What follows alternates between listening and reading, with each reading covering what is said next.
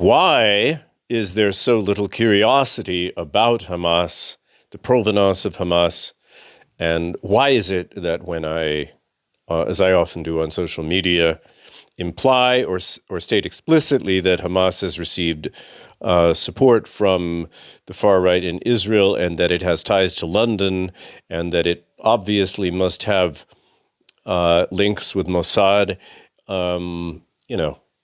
derision, laughter, angry comments, you're an idiot, what a bunch of bullshit, what's wrong with you, this is crazy.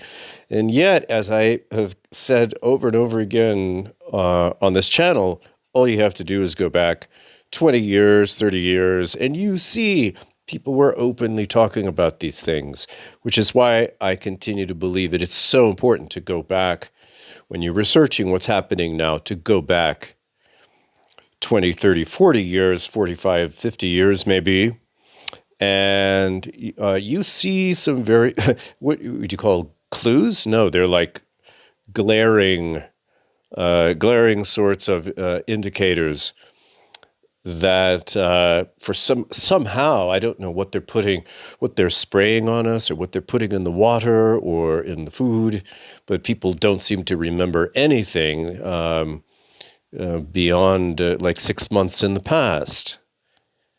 So here we go, another reading from Executive Intelligence Review, Volume 29, Number 2, January 18th, 2002, 21 years ago. It's all out in front. Israeli roots of Hamas are being exposed. Sadly, of course, they're not really being exposed. People noticed them and they thought they were being exposed, but they were quickly covered up, such that in 2023, people laugh at you if you even suggest this. So, anyway, I have a very, very, very few followers. Very few people care about what I have to say, or can resonate with it, or can sometimes corroborate what I'm saying. That's enough for me. I was watching or listening to Norman Finkelstein, and it's odd to me how he never mentions the roots of Hamas, and how Netanyahu is on record as having supported Hamas, and Hamas's ties with British intelligence and the role of the British. It seems like he's underplaying it. And he seems to believe, the latest video with Norman Finkelstein, he seems to believe that Joe Biden could pick up the phone and put an end to all of this. And it's certainly possible, it's certainly actually probable, that somebody of Finkelstein's erudition and experience and passionate life mission, that he would miss these things. But to me, it's odd. He can talk for an hour and never say the word British one time. He certainly never mentions Lord Palmerston, or the letter that Lord Palmerston wrote in 1840 to David Urquhart, who was the ambassador to the Ottoman Empire, in which he says, hey, it would be a brilliant idea to, in exchange for taking on Ottoman debt, we could acquire the territory known as Palestine, and the cover would be that it would be a Jewish homeland, and we could begin to circulate this idea that it's time for the Jews to return to their homeland. It was a completely cynical British geopolitical move, and on the basis of this very clever geopolitical scheme, they were able to hook into the yearnings and the deep religious feelings of so many millions of people around the world. But this is how, wake up, this is how it works.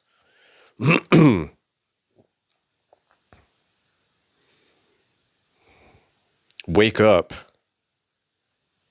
Anyway, this is by Dean Andromedus. And it's so sort of off the cuff and casual. You wonder, how do these things get covered up such that today in 2023, people think you're a loony for simply saying what the U.S. ambassador to Israel, Daniel Kurtzer, said on December 20th in Jerusalem in 2002. You know, you're a lunatic for even mentioning this, or even echoing it, or hinting at it even. Anyway, I'll begin. Speaking in Jerusalem on December 20th, this is 2002, U.S. Ambassador to Israel Daniel Kurtzer made the connection between the growth of the Islamic fundamentalist groups Hamas and Islamic Jihad and Israel's promotion of the Islamic movement as a counter to the Palestinian nationalist movement. Kurtzer's comments come very close to EIR's own presentation of the evidence of Israel's instrumental role in establishing Hamas and its ongoing control of that organization. Kurtzer said that the growth of the Islamic movement in the Palestinian territories in recent decades, quote, with the tacit support of Israel, was, quote, not totally unrelated to the emergence of Hamas and Islamic Jihad and their terrorist networks against Israel. Kurtzer explained that during the 1980s, when the Islamic movement began to flourish in the West Bank and Gaza, quote, Israel perceived it to be better to have people turning toward religion rather than toward a nationalistic cause, the PLO, unquote. It therefore did little to stop the flow of money to mosques and other religious institutions rather than to schools.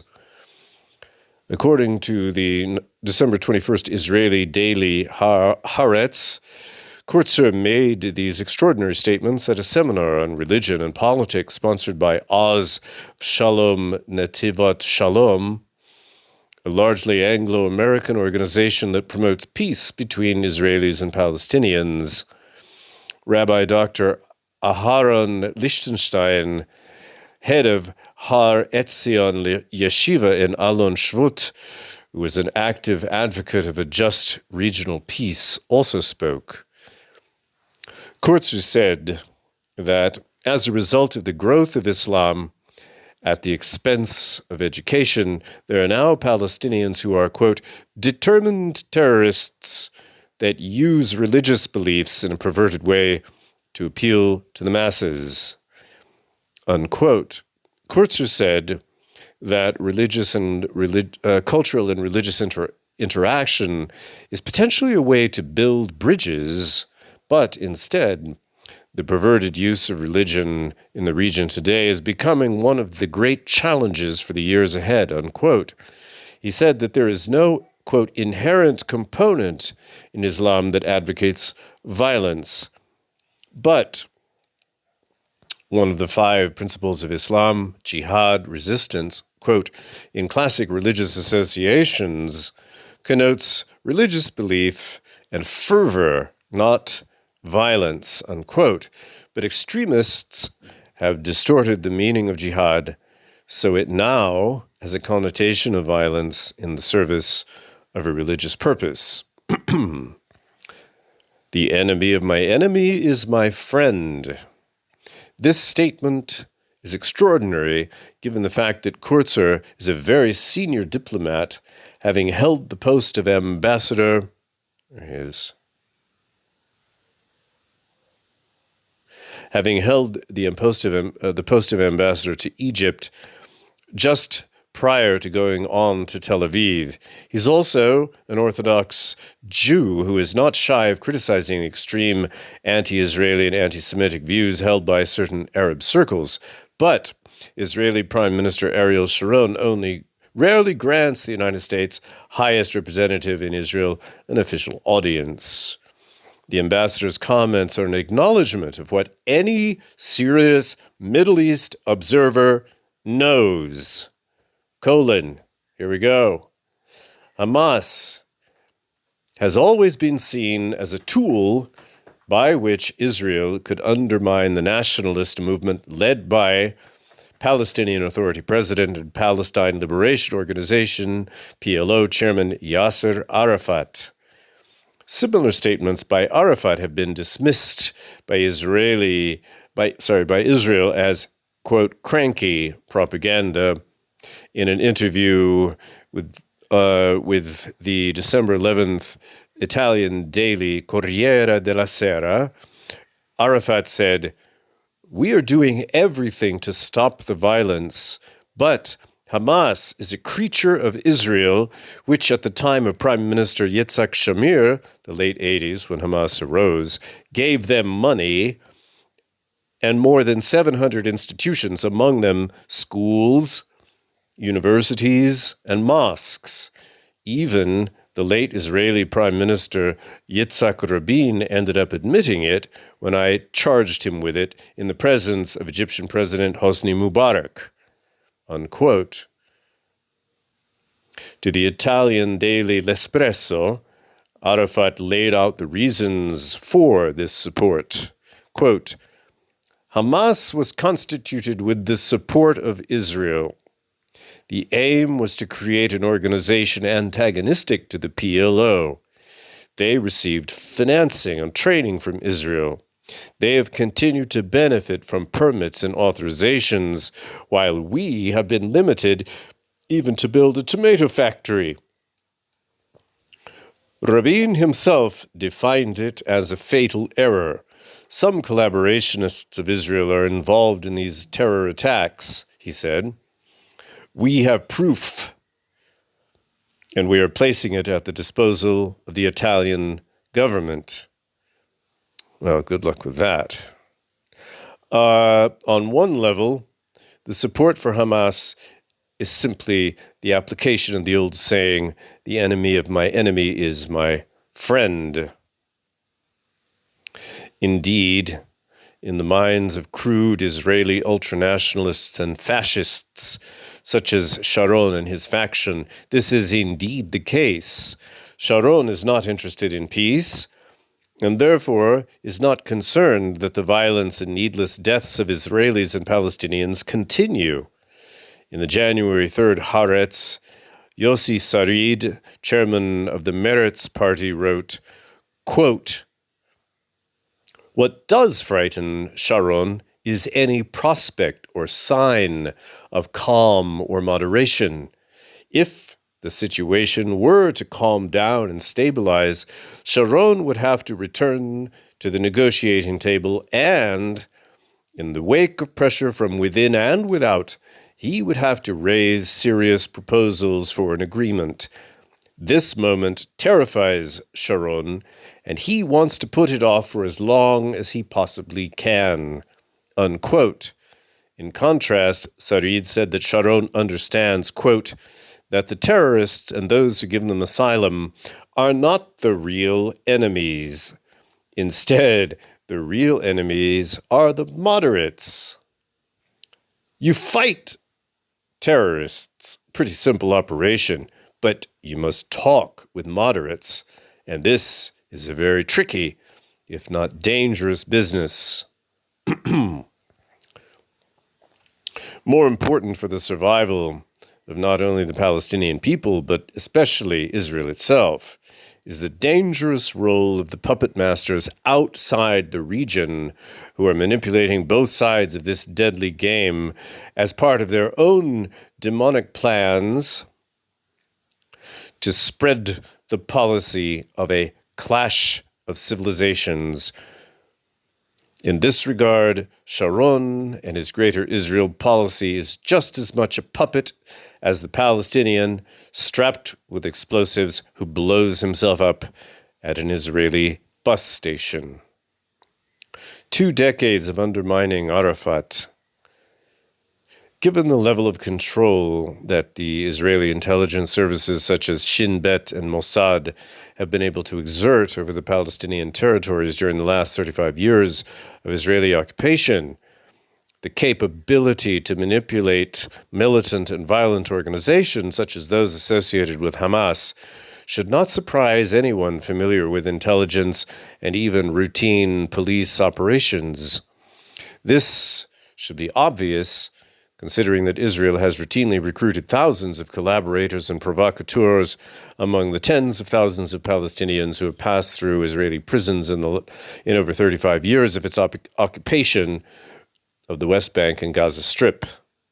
Most convincing is a comparison of the development of Hamas, Islamic Jihad, and their antecedents, and the growing national and international legitimacy of the PLO and its undisputed leader, Arafat. Hamas is an acronym for Harafat al-Muqawama al-Islamiyya, or Islamic Resistance Movement. Its spiritual leader is Sheikh Ahmad Yassin, who, despite his fiery anti-Israeli sermons, has had an unusual relationship with the Israeli authorities. In 1973, Yassin established the Islamic Association at a time when it was Israeli policy to promote what Ambassador Kurtzer refers to as the, quote, Islamic movement. One might ask, why should Israel promote an Islamic movement which later turns around and attacks it? How could the Israeli secret services be taken in by a Yassin? Good question. Answer: they weren't. The simple fact is that the stated policy of Hamas is simply the flip side of Sharon's Greater Israel policy that refuses to seek a territorial compromise. The Hamas Charter in 1988 stated, quote, "The land of Palestine has been an Islamic waqf throughout the generations, and until the day of resurrection, no one can renounce it or part of it or abandon it or part of it. Peace initiatives, the so-called peace initiatives, are all contrary to the beliefs of Hamas, for renouncing any part of Palestine means renouncing part of the religion," unquote. In this rhetoric, there's no room for a state of Israel, as there is none for a state of Palestine in Sharon's Greater Israel. Israel's relations with Hamas intensified after the Arab League in 1974 decided to recognize Arafat and the PLO as the representatives of the Palestinian people, in effect, a government in exile. By 1979, Yassin acquired an official permit from the Israeli government of Prime Minister Menachem Begin. This coincided with the signing of the Camp David peace treaty between Israel and Egypt. That treaty embodied detailed clauses calling for the establishment of a Palestinian Authority in the occupied territories, which would be the precursor for the Israeli withdrawal and establishment of a Palestinian state. General Ariel Sharon has been the chief proponent since this treaty was signed of the policy of ensuring that these clauses would never be implemented. His chosen alternatives were war in Lebanon and the expansion of the Jewish settlements in the occupied territories. Sharon was helped by the assassination of Egyptian President Anwar Sadat by Anglo-American-controlled, Egypt-based Islamic terrorists. Policy of strengthening Islamic bodies. Israeli toleration, if not initial sponsorship of the Islamic movement, has been acknowledged and well documented in Israeli sources. In 1997, the Jaffe Center for Strategic Studies at Tel Aviv University published a study, quote, "Hamas, Radical Islam International Struggle," unquote, authored by Anat Kurtz and Naaman Tal. It stated that the Islamic Association, the platform of which contained no nationalist clauses, obtained a permit from the Israeli civil administration in 1979 to conduct its activities. The permit was apparently consistent with the Israeli policy of strengthening Islamic bodies as a counterweight to Palestinian nationalist groups. The rapid expansion of the Islamic Association led to clashes on the Palestinian university campuses in the occupied territories in the late 1980s between PLO-affiliated students and those associated with the Islamists.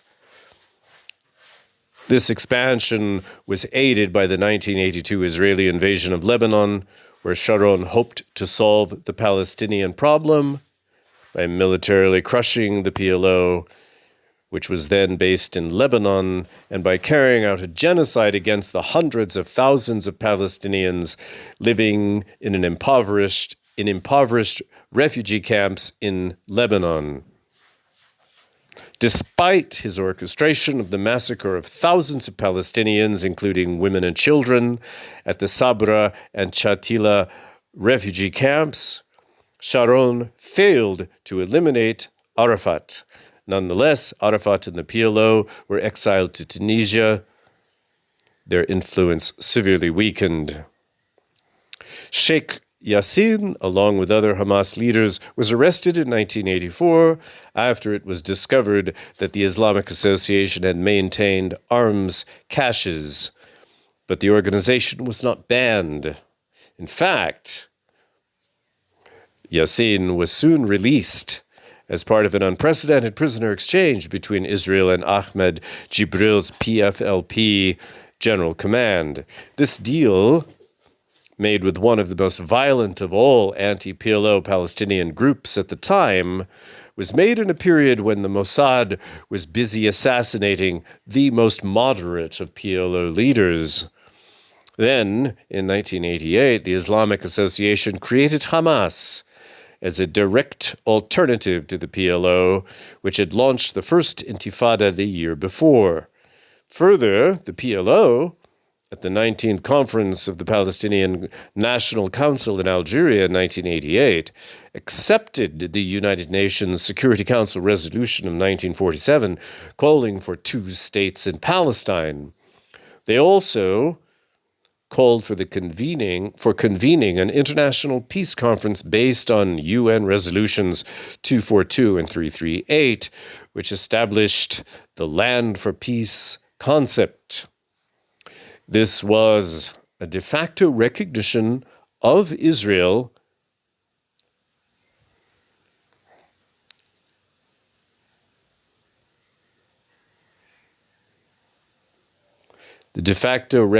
there's some interesting photos here.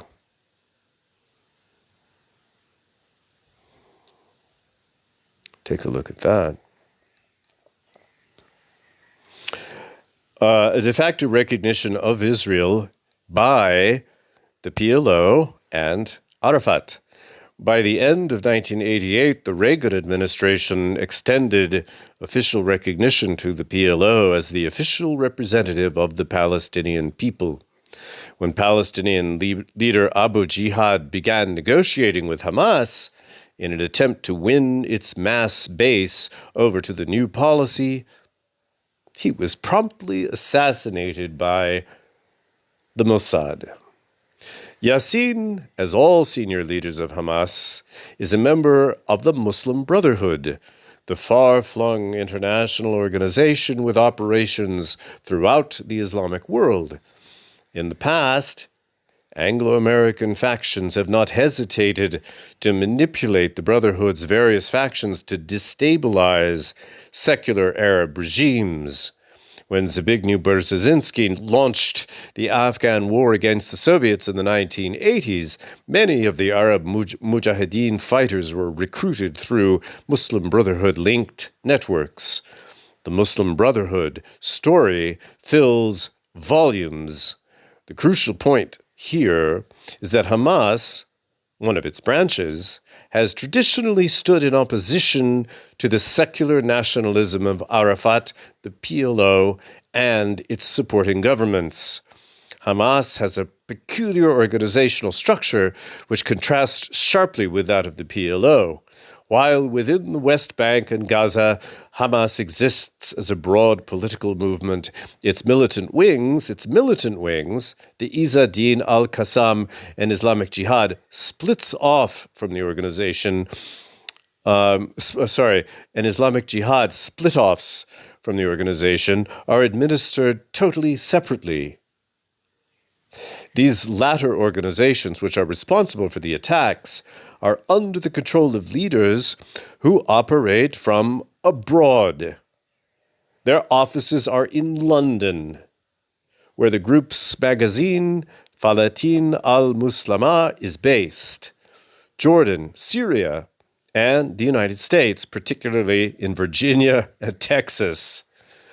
Although Arafat has periodically tried to bring the popular base of Hamas into the Palestinian fold, the foreign-based military leadership has always opposed him. This bifurcation dovetails with Sharon's strategy of launching brutal attacks against Hamas targets in order to elicit the equally brutal response from Islamic Jihad and the Izz-ad-Din al-Qassam. Thus, Arafat and diplomatic goals are undermined, and the fires of civil war within the occupied territories are stoked.